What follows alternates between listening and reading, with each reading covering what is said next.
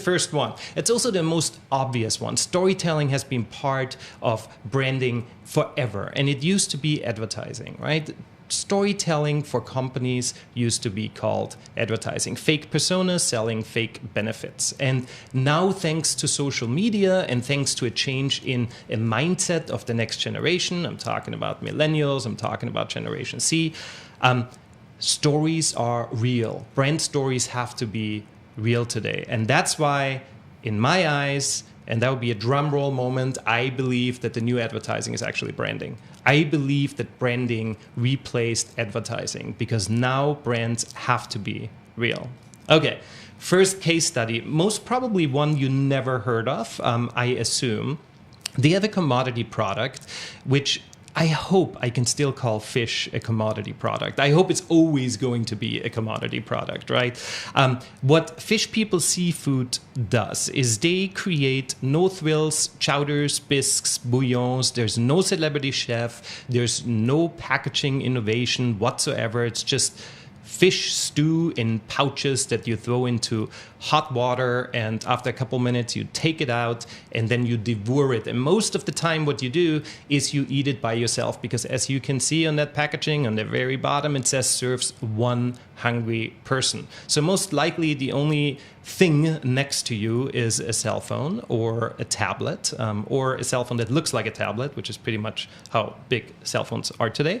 And you are going to trace your fish because the company asks you to do so on the packaging. So you are entering these 7 digits to actually get to know the people in Fishpeople. And I just want to make sure you understand, this is not high tech, right? There's no QR code, there's no technology. You literally have to go to the website, type it in cumbersomely, and then you actually get to know the people who are behind Fishpeople Seafood. So let's start with the first person you're going to meet. If this is the person who actually was involved in your batch of seafood. Here's Stefano.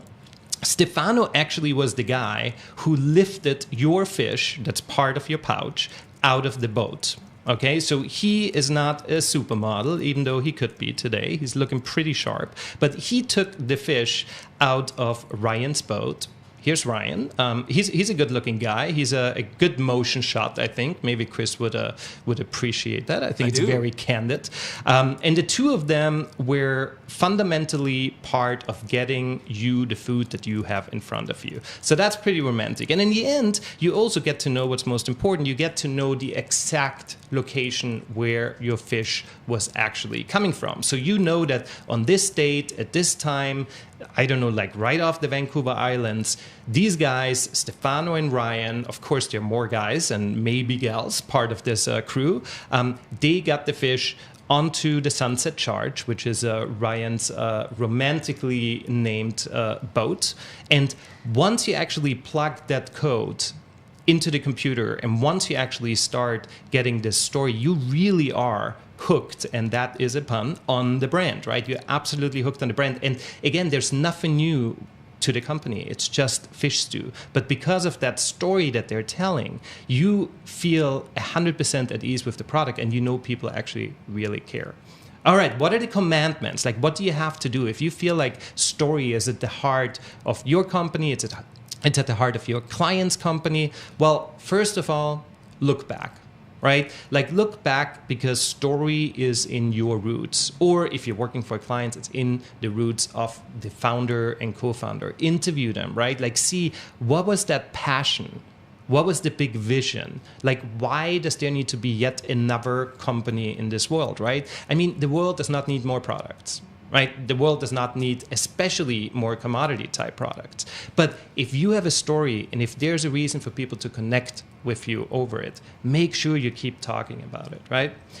Next one, learn from other verticals. Designers talk to designers. Designers are on designer podcasts. Wait, keep doing that. Be on Chris's podcast. That's good. Don't change that. But look outside, right? I mean, who would study a seafood company to get inspired to tell your own story about transparency or about your beliefs or about so many other traits that I'm going to dive into. Make sure you're not in a bubble, because that is what's happening with Silicon Valley right now, right? Silicon Valley thinks, and they think together and they design for each other, and very, very, very many people are just left out of that entire process. Okay, so shake it up a little bit.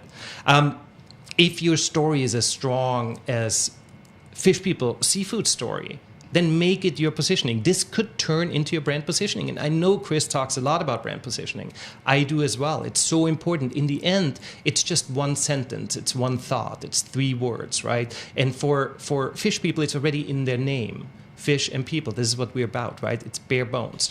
This is all real. So make it part of your positioning and then weave it into everything you say and everything you do. People see so many messages every day, right? I mean, I don't even know how many messages a person sees. I know it used to be, I think, 5,000 or 10,000 logos a day. And now imagine with social media, you're getting bombarded. So if you have a great story, keep hitting people over the head with it.